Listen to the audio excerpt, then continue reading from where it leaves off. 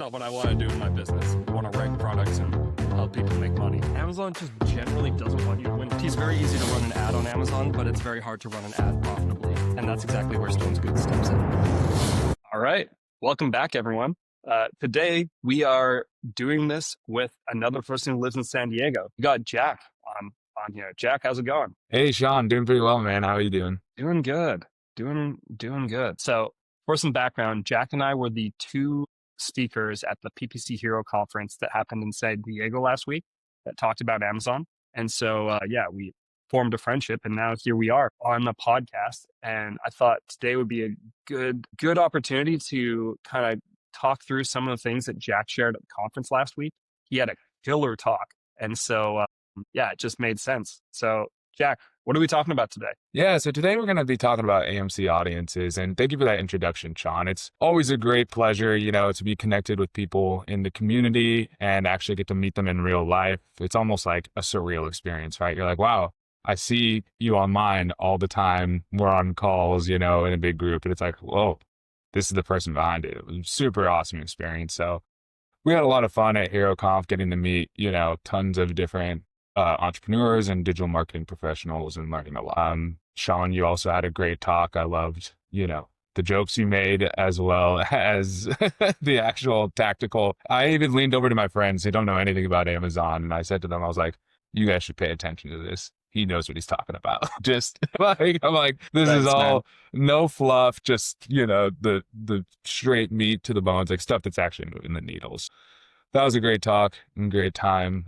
For me, I talked on Amazon Marketing Cloud and how we can utilize that into the actual technical day-to-day of marketing on Amazon, because I'm sure you're aware there's so many different things that you can do on Amazon. The laundry list of to-do items is never ending, really, when it comes to different reports and types of ways of doing gap analyses and looking at competitors and advertising techniques. So, I would love to kind of like dive into some of the ways that we're utilizing Amazon Marketing Cloud in our day-to-day.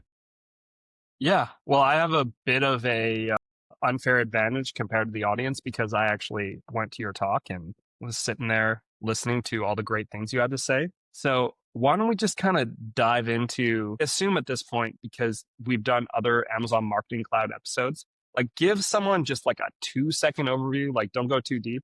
And then we're going to get in just kind of saying like what Amazon Marketing Cloud is. And then we should get into the first thing that you brought up in your talk, because there's some really cool stuff. Yeah, absolutely. So kind of high level overview, right, of Amazon Marketing Cloud. And for anyone in the audience who doesn't know, really it is just a cloud database that Amazon has made available to the public in the last 5 years or so, but has really become more accessible and usable in the past. I would say, 1 to 2 years, really. They kind of started making these templated queries that you were actually able to utilize in both your advertising and reporting. But even it's been really exciting for us in the past month or so.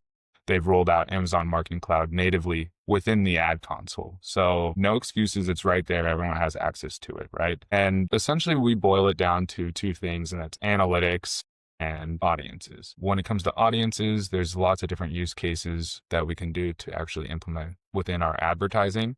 But like you had mentioned, for us, we do use the audiences in our advertising, but we've been utilizing the analytics a lot into our creative strategy. So happy to dive into that and go from there.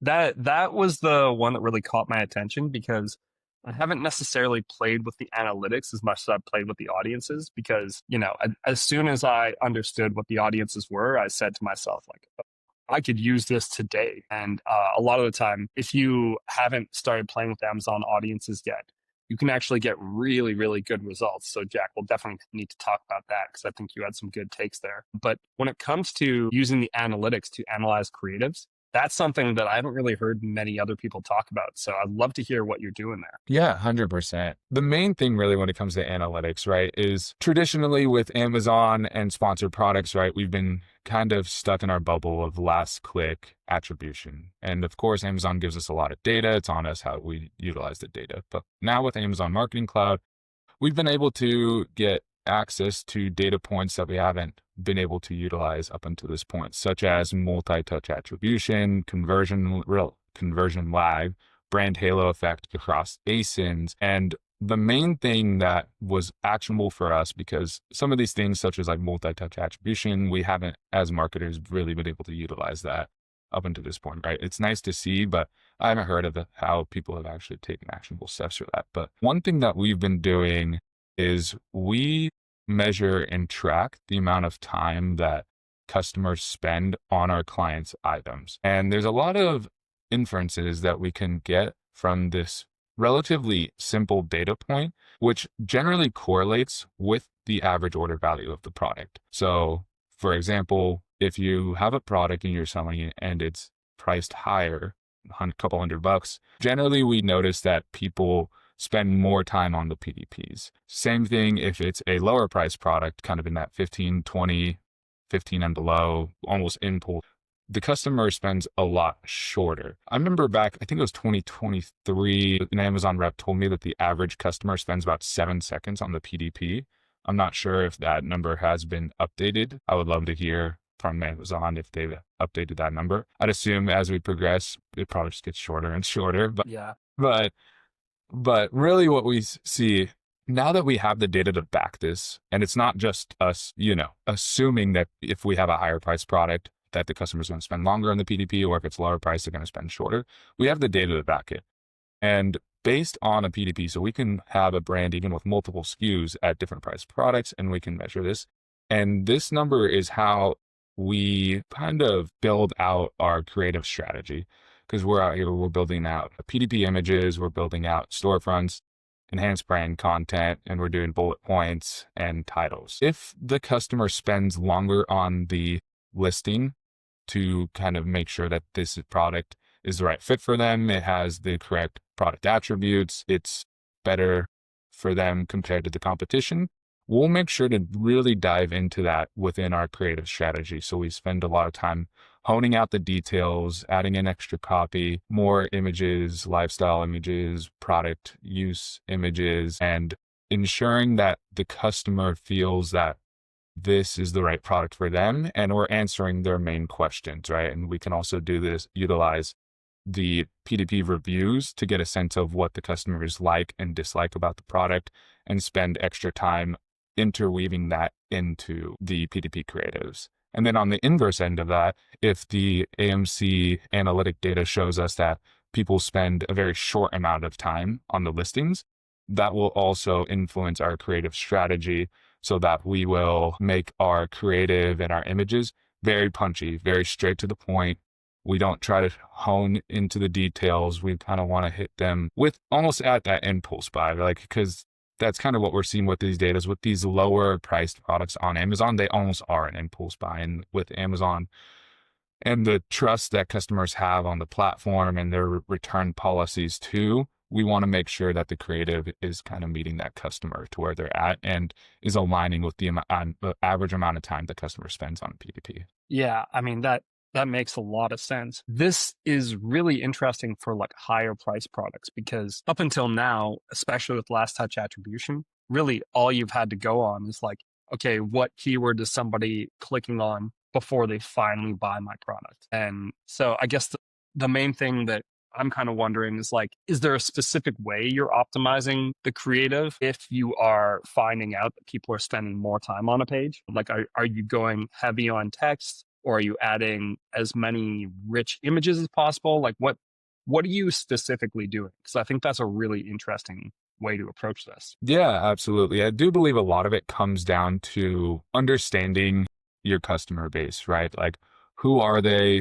What are they looking for? What's important to them? I kind of believe that, I'm sure you agree, that that's kind of the cornerstone of all marketing and setting up any type of e-commerce page or landing page. It's understanding the customer and what they're looking for. If you have a product that is more technical in use, I would get very granular with the instructions and the how you can best, use this product and what it's best for, and really dive into how to use the product, right? Because you see this all the time with some of these higher priced products.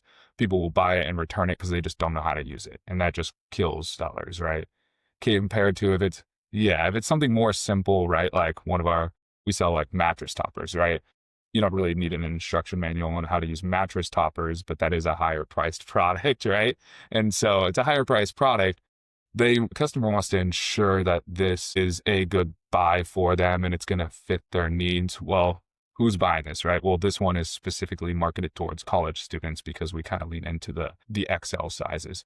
Well, who's actually buying it though? It's usually parents, right? And parents want to ensure that they're providing a good experience for their college student, because this is probably going to be the first time that student's away from their home, they're going to bed. So making sure that you're kind of getting more rich in the design and the feel and kind of hitting them where it's like, okay, I feel comfortable buying this product because this is, comfortable for my child, right? So building out the creative there. So once I would summarize that kind of, yeah, in two separate ways, right? Like how technical is the use of the product? Does it need to be more instructions? And then also to understanding the customer and building out the creative to kind of meet them where they're at. Yeah. And I think that's really just to hit that home, meet them where they at is really what you need to be doing. And I think, especially if you think about the mattress topper example, that makes a ton of sense. Like that's a really, really good point. You're like, how much time is somebody spending on this page? Well, if they're going to spend more time, then I better make it as easy as possible and think about the different ways that they're going to be looking at this page. Like, will it fit my mattress? How thick is it? Like, will it, if my kid gains the freshman 15, will it still be comfortable? Yeah. Like all the little things. Yeah. Like cooling and did comfortability, stuff like that. Yeah. Yeah. I wanted to ask another related question. So I haven't played much with multi-touch attribution. It's something that is on my list of things to do. The one thing I was wondering is if you'd found anything interesting from multi-touch attribution since you kind of played with it. Yeah, we look at it, and I don't believe it's really dictated much of our strategy up into this point. It's kind of just reaffirming what we already know in a sense of, okay, people watch sponsored brand video ads, or they see your sponsored brands or see sponsored display targeting, and then they make a purchase. So we haven't really found any technical uses for it yet, but I still believe that they're going to expand on this. And I think at some point in the near future, we'll probably have much more technical use cases for it. Yeah, that makes a lot of sense. When I look at multi-touch attribution, I'm like, oh my God, we finally got it. It's only 2025. But yeah, Right. I think part of what's interesting about multi-touch attribution is how much it shows that Amazon's just truly a bottom of funnel experience where people are not doing, like, unless it's a more expensive product, people are just buying at the very end of their cycle of research and purchasing. So yeah, and it makes that is sense. something. But yeah, no, it totally makes sense too, because Amazon has always been that demand capturing platform. And so, I mean, I know myself as a consumer, it's, you do your research, you figure out what it is you're actually looking for. It's, maybe you have a couple brands in mind, and then it's, okay, let me go to Amazon and see if these brands are selling there or if there's like a comparable product on there. So I agree. Amazon's still very much that bottom of funnel. And it's interesting to see now with like the implementation of Shopify with OpenAI, how that's going to affect, just commerce as a whole, and how people are going to be utilizing, LLMs for discovery, and how that's going to impact like that funnel. Yeah, I'm interested in that, but I'm bearish on LLMs for product discovery unless you're trying to solve a specific problem. If I think about it, I just moved. So if I specifically was looking for a way to patch like holes from nails from the previous apartment, I might ask ChatGPT for that. And if somebody advertises a good solution to me on ChatGPT, then maybe I'd consider buying it. But I might still go to Amazon, even though like somebody advertises to me in ChatGPT, because I'm not used to commerce in an LLM yet. And maybe consumers get used to that over time, but I'm worried or not worried. My suspicion is that is not going to necessarily translate as well as search results have, because people like to compare. That's my forecast. Yeah, 100%. And I guess I would love to know, like, what is your opinion on natural language queries getting integrated within to traditional search results? Like if you go to Amazon or Google and instead of just saying mattress topper, You kind hmm of type in like, more of a natural language query, or do you hmm think that traditional search is here for the long haul? I think on Amazon, traditional search is going to be here for a while. I think Amazon's going to continue to test natural language. But if you think about it, it's that old office meme. Why use more words when less words do trick? Like, like, Yeah, like I kind of think when people are shopping, like they probably don't want to write a lot of yeah, stuff for the majority of their products. They're like mattress topper, not I want a mattress topper for my son who is going to university and is yeah, going to have a really thin twin bed. Like it just doesn't right. seem like it's Yeah, it just doesn't seem like it's going to be yeah. worth it. No, 100%, Yeah. 100%. Yeah, well, we're just gonna watch search terms regress over time. People are gonna start Yeah. typing in "good sleeps," Yeah. and just buy everything that pops up at the top. Like, Yeah. Good sleeps. Let's go. Okay. I did want to transit. So I feel like we touched on a bunch of different really interesting things when it comes to analytics. I would love to hear how you're using audiences. So, like, what are you thinking about when it comes to audiences? What's been really working for you? yeah, absolutely. And it was kind of funny when we were at HeroConf, as I was putting together my presentation, and it's been really exciting being in the Amazon space and actually having access to these audiences for the first time ever. And I'm putting together my presentation, and I come to the realization, I was like, wait a second, Sean Stone and I are going to be the two main Amazon representatives. Everyone else in the room is probably going to be Google. So everyone else is going to be sitting there being like, we've had this forever, right?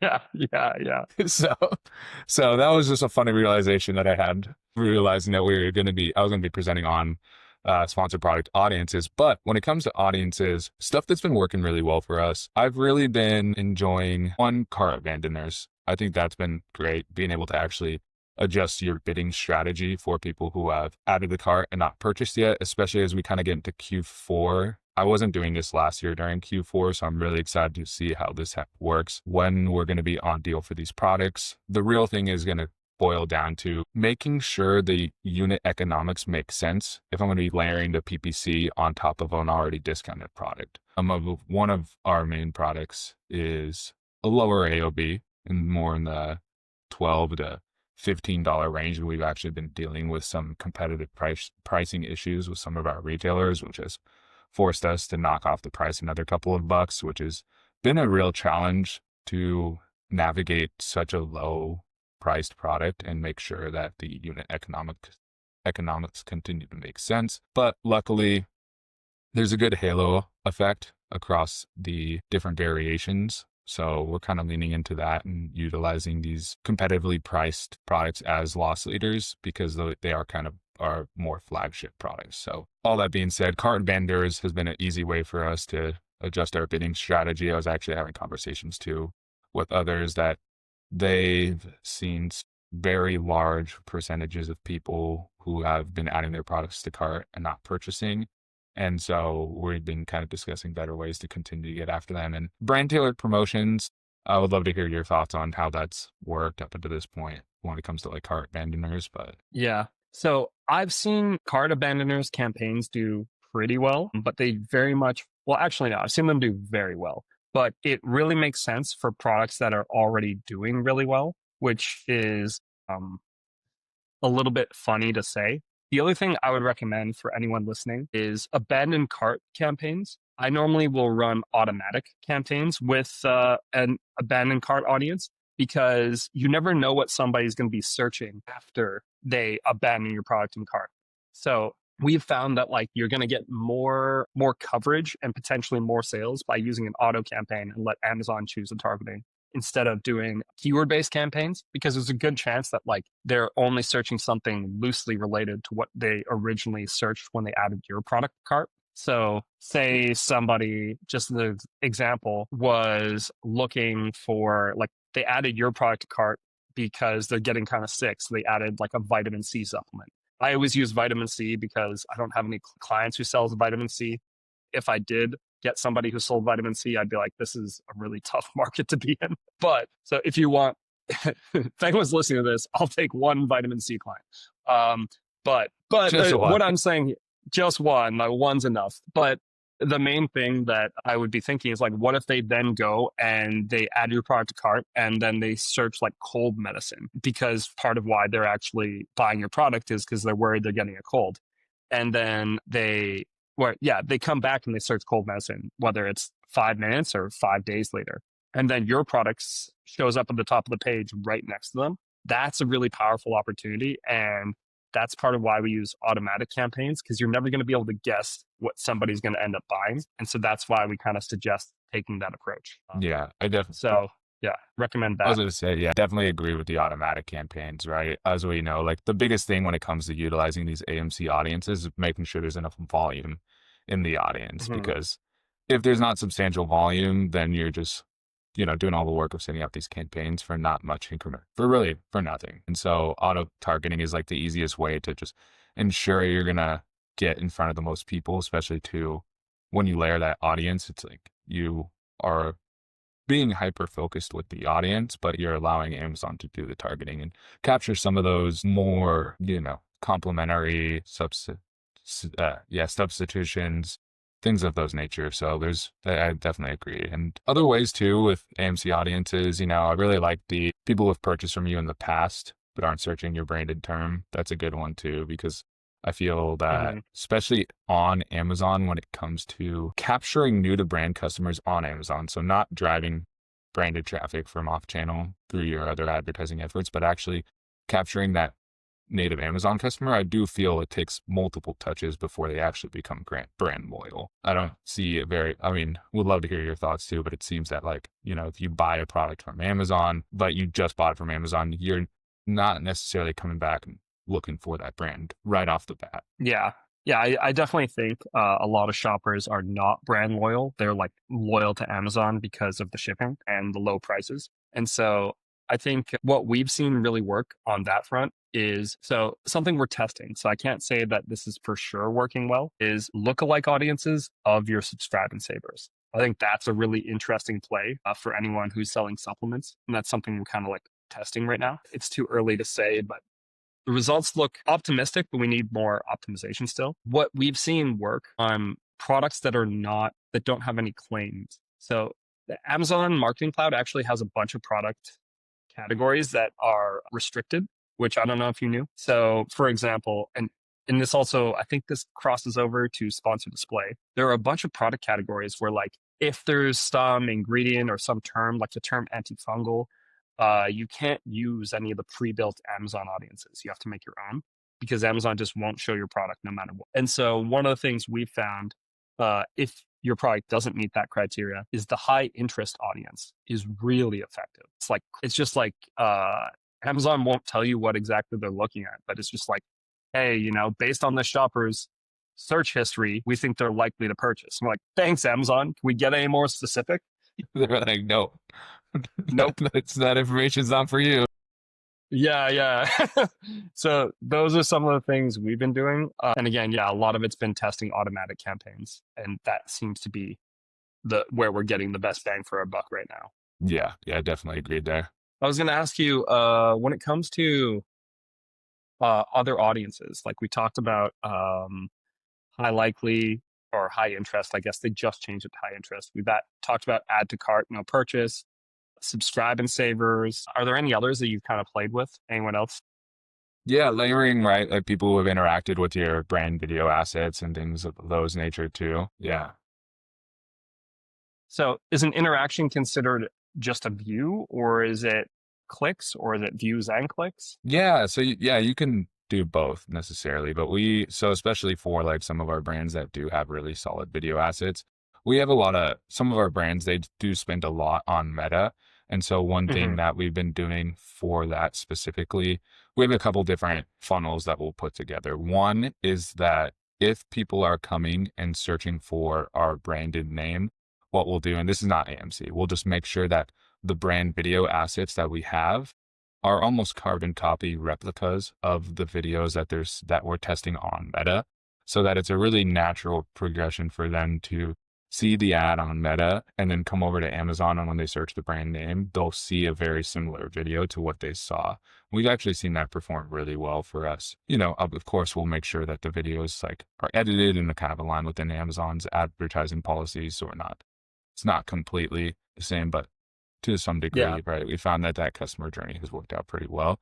But then if it's going to be a non-brand or a competitive targeting sponsored brand video, of course, we'll kind of lean into more why our product is better than the competitors, right? And so we'll layer AMC audiences as well for people who, like we mentioned, high search volume demographics, but people who have like watched our video ad to completion or something like that, because that's where it can make assumptions that they are interested enough to watch the ad to completion. And so that's been a pretty cool way to test it out, as long as like those initial targets have enough volume in them. Yeah, wow. I didn't really think about that because I'm sure that there's a lot of video ads and a lot of video ad views that get watched that don't ever end up turning into a sale. So there's a lot of opportunity there to retarget people who maybe have interacted with your brand. Maybe if it's only through like a video asset, there's still lots of, yeah, that's really clever. I like that a lot, especially if you are using video assets on any major keyword. So going back to the mattress topper thing, somebody watches your whole 30-second video at the top of the page on mattress topper, but doesn't click in at all. That's a great shopper to retarget around Amazon. Yeah, absolutely too. 'Cause they're clearly looking for a product just like yours. Which is also nice too, because those video CPCs can get so high that sometimes it's Mhm. almost better like, yeah, don't click on the video, right? Like watch it, but maybe if we can get you like, in a different audience, right? We can maybe get you for a cheaper click, depending on Yeah. the category, of course. hmm But I No, mean, yeah, I it's feel like all very sponsored clever. brand videos are expensive nowadays. Yeah. Yeah, I would have to agree with you.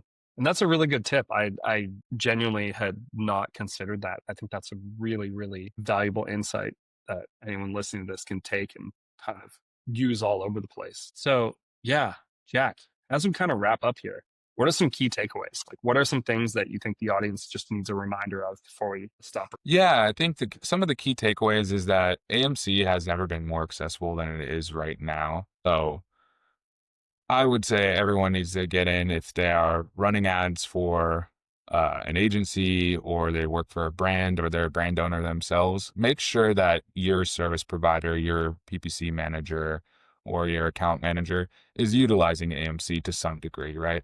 As we kind of dove into it, there's really so many different ways that you can go about this, right? But maybe just start with the basics, right?